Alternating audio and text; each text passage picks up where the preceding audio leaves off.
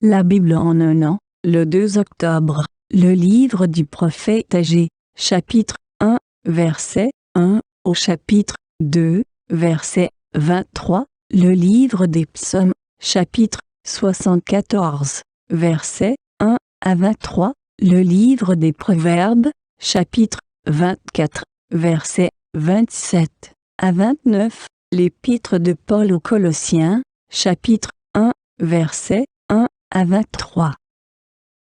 Le livre d'Agé, chapitre 1. La deuxième année du règne de Darius, le premier jour du 6e mois, la parole de l'Éternel fut adressée par l'intermédiaire du prophète Agé au gouverneur de Juda Zorobabel, fils de Shealtiel, et au grand prêtre Josué, fils de Jotsadak. Voici ce que dit l'Éternel, le maître de l'univers. Ce peuple prétend: il n'est pas encore venu le moment de reconstruire la maison de l'Éternel. Et pourtant, la parole de l'Éternel leur était adressée par l'intermédiaire du prophète Agé. Est-ce le moment pour vous d'habiter vos maisons lambrissées, quand ce temple est détruit? Voici ce que dit maintenant l'Éternel, le maître de l'univers. Réfléchissez attentivement à votre conduite. Vous semez beaucoup et vous récoltez peu. Vous mangez et vous n'êtes pas rassasiés. Vous buvez et vous n'êtes pas désaltérés. Vous êtes habillés et vous n'avez pas chaud. Le salaire de celui qui travaille tombe dans un sac percé. Voici ce que dit l'Éternel, le maître de l'univers. Réfléchissez attentivement à votre conduite. Montez sur la montagne, apportez du bois et construisez le temple. J'en aurai de la joie et je serai honoré, dit l'Éternel. Vous comptiez sur beaucoup et vous avez eu peu. Vous l'avez rentré chez vous, mais j'ai soufflé dessus. Pourquoi? Déclare l'Éternel, le maître de l'univers. À cause de ma maison qui est détruite, tandis que vous vous empressez chacun pour votre maison. Voilà pourquoi le ciel a retenu la rosée et la terre s'est produite. J'ai appelé la sécheresse sur le pays, sur les montagnes, sur le blé, sur le vin nouveau, sur l'huile, sur les produits du sol, sur les hommes et sur les bêtes, sur tout le travail de vos mains. Zorobabel, fils de Shealtiel, le grand prêtre Josué, fils de Jotsadak, et tout le reste du peuple écoutaient la voix de l'Éternel, leur Dieu, et les paroles du prophète Agé, conformément à la mission que l'Éternel, leur Dieu, leur avait confiée. Et le peuple fut saisi de crainte devant l'Éternel. Agé, le messager de l'Éternel, dit au peuple, d'après l'ordre de l'Éternel: je suis moi-même avec vous, déclare l'Éternel. L'Éternel réveilla l'esprit du gouverneur de Juda, Zorobabel, fils de Shealtiel, l'esprit du grand prêtre Josué, fils de Jotsadak, et l'esprit de tout le reste du peuple. Ils vinrent et ils se mirent à l'œuvre dans la maison de l'Éternel, le maître de l'univers, leur Dieu. Le 24e jour du 6e mois, la deuxième année du règne de Darius. Le livre d'Agé, chapitre 2. Le 21e jour du 7e mois, la parole de l'Éternel fut révélée par l'intermédiaire du prophète Agé. Parle au gouverneur de Juda Zorobabel, fils de Shealtiel, au grand prêtre Josué, fils de Jotsadak, et au reste du peuple. Dis-leur: quel est parmi vous le survivant qui a vu ce temple dans sa gloire première? Et comment le voyez-vous maintenant? Tel qu'il est, ne paraît-il pas comme rien à vos yeux? Maintenant, fortifie-toi, Zorobabel, déclare l'Éternel. Fortifie-toi, Josué, fils de Jotsadak, grand prêtre. Fortifie-toi, peuple entier du pays, déclare l'Éternel. Et travaillez, car je suis moi-même avec vous, déclare l'Éternel, le maître de l'univers. Conformément à l'engagement que j'ai conclu avec vous quand vous êtes sortis d'Égypte, mon esprit est au milieu de vous. N'ayez pas peur. En effet, voici ce que dit l'Éternel, le maître de l'univers. Une fois encore et dans peu de temps, Je ferai trembler le ciel et la terre, la mer et le sec. Je ferai trembler toutes les nations. Les trésors de toutes les nations afflueront, et je remplirai de gloire ce temple, dit l'Éternel, le Maître de l'univers. L'argent m'appartient, l'or m'appartient, déclare l'Éternel, le Maître de l'univers. La gloire de ce dernier temple sera plus grande que celle du premier, dit l'Éternel, le Maître de l'univers.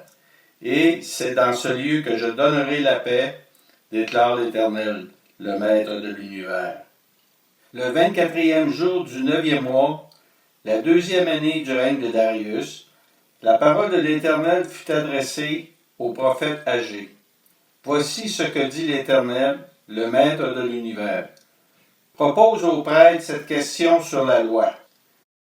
Si quelqu'un porte dans le pan de son habit de la viande consacrée, et qu'il touche avec son habit du pain, des plats, du vin, de l'huile, ou un aliment quelconque, ces choses seront-elles saintes? Les prêtres répondirent non.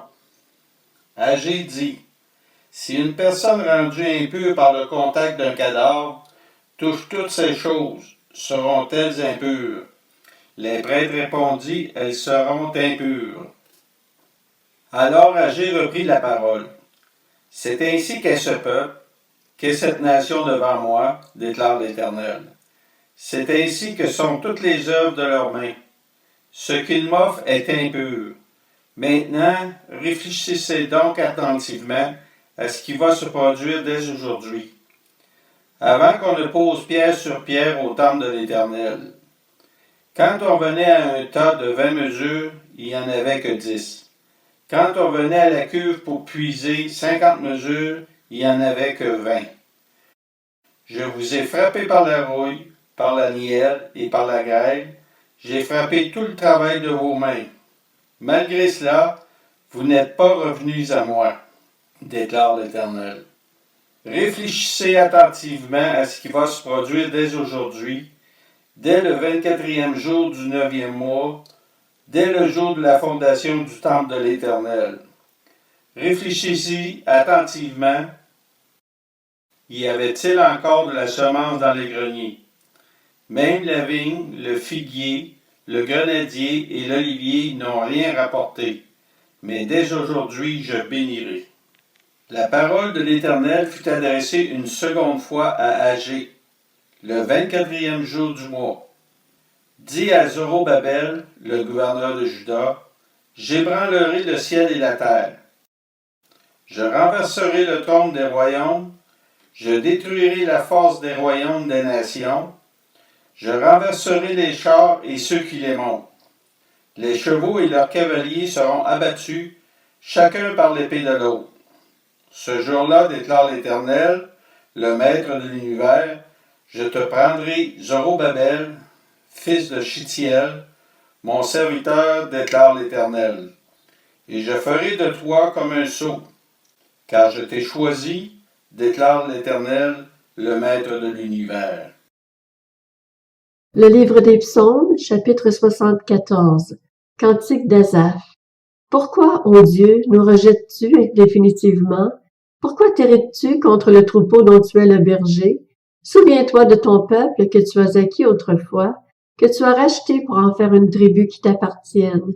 Souviens-toi du mont Sion où tu faisais ta résidence. Porte tes pas vers ces endroits toujours en ruine. L'ennemi a tout dévasté dans le sanctuaire. Tes adversaires ont rugi au milieu de ton temple. Ils ont établi pour signe leur signe. On les a vus pareils à ceux qui lèvent la hache dans une épaisse forêt, quand ils ont brisé toutes les sculptures à coups de masses et de marteaux. Ils ont mis le feu à ton sanctuaire. Ils ont abattu, profané la demeure de ton nom. Ils disaient dans leur cœur, traitons-les tous avec violence. Ils ont brûlé dans le pays tous les lieux saints. Nous ne voyons plus nos signes. Il n'y a plus de prophètes et personne parmi nous qui sache jusqu'à quand, ô Dieu, l'adversaire va-t-il proférer ses insultes et l'ennemi mépriser sans cesse ton nom? Pourquoi retires-tu ta main droite? Sors-la, détruis l'adversaire. Dieu est mon roi depuis les temps anciens. lui qui accomplit des délivrances sur toute la terre. Tu as fendu la mer par ta puissance, tu as brisé les têtes des monstres sur les eaux, tu as écrasé la tête du Léviathan, tu l'as donné pour nourriture aux habitants du désert. Tu as fait jaillir des sources et des torrents, tu as mis à sec des fleuves qui n'arrêtaient jamais de couler. À toi appartient le jour, à toi appartient la nuit. Tu as établi la lune et le soleil. Tu as fixé toutes les limites de la terre, tu as formé l'été et l'hiver. Souviens-toi que l'ennemi insulte l'Éternel et qu'un peuple rempli de folie méprise ton nom. Ne livre pas aux bêtes la vie de ta tourterelle, n'oublie pas définitivement le sort des malheureux qui t'appartiennent. Prête attention à ton alliance, car les endroits retirés du pays sont pleins de repères de brigands. Que l'opprimé ne fasse pas demi-tour couvert de honte, que le malheureux et le pauvre célèbrent ton nom. Lève-toi, ô Dieu, défends ta cause. Souviens-toi des insultes que le fou t'adresse chaque jour. N'oublie pas les cris de tes adversaires, le tapage sans cesse grandissant de ceux qui s'attaquent à toi. Des Proverbes, chapitre 24. Arrange tes affaires à l'extérieur, prends soin de ton champ. Ensuite tu construiras ta maison.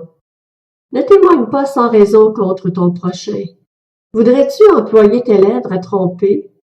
Ne dis pas, je lui rendrai l'appareil. Je paierai à chacun le salaire de ses actes.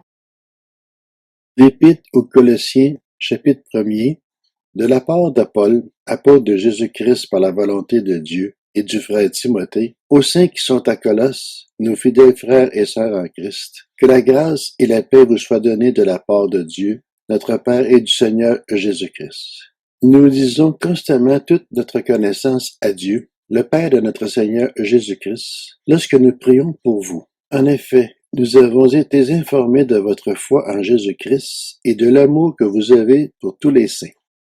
À cause de l'espérance qui vous est réservée au ciel, cette espérance, vous en avez déjà entendu parler par la parole de la vérité, l'Évangile. Il est parvenu jusqu'à vous tout comme dans le monde entier, où il porte des fruits et progresse. C'est d'ailleurs aussi le cas parmi vous depuis le jour où vous avez entendu et connu la grâce de Dieu dans la vérité. Suivant l'enseignement que vous avez reçu d'Épaphras, notre bien-aimé compagnon de service, il est pour vous un fidèle serviteur de Christ. Et il nous a appris de quel amour l'Esprit vous anime. Voilà pourquoi nous aussi, depuis le jour où nous en avons été informés, nous ne cessons de prier Dieu pour vous. Nous demandons que vous soyez remplis de la connaissance de sa volonté, en toute sagesse et intelligence spirituelle, pour marcher d'une manière digne du Seigneur et lui plaire entièrement. Vous aurez pour fruit toutes sortes d'œuvres bonnes et vous progresserez dans la connaissance de Dieu. Vous serez fortifiés à tout point de vue par sa puissance glorieuse pour être toujours et avec joie, persévérance et patience. Et vous exprimerez votre connaissance au Père qui nous a rendus capables de prendre part à l'héritage des saints dans la lumière. Il nous a délivrés de la puissance des ténèbres et nous a transportés dans le royaume de son Fils bien-aimé, en qui nous sommes rachetés, pardonnés de nos péchés. Le Fils est l'image du Dieu invisible, le premier-né de toute la création. En effet, c'est en lui que tout a été créé, dans le ciel et sur la terre, le visible et l'invisible.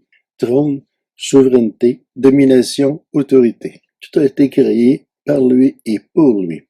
Il existe avant toute chose et tout subsiste en lui.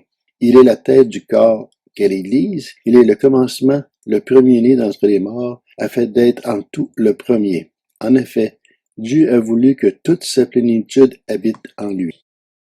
Il a voulu par Christ tout réconcilier avec lui-même, aussi bien ce qui est sur la terre que ce qui est dans le ciel, en faisant la paix à travers lui, par son sang versé sur la croix. Et vous, qui étiez autrefois étrangers et ennemis de Dieu par vos pensées et par vos œuvres mauvaises, il vous a maintenant réconciliés par la mort de son Fils dans son corps de chair pour vous faire paraître devant lui saint, sans défaut et sans reproche. Mais il faut que vous restiez fondés et inébranlables dans la foi, sans vous détourner de l'espérance de l'Évangile que vous avez entendu, qui a été proclamé à toute créature sous le ciel et dont moi, Paul, je suis devenu le serviteur.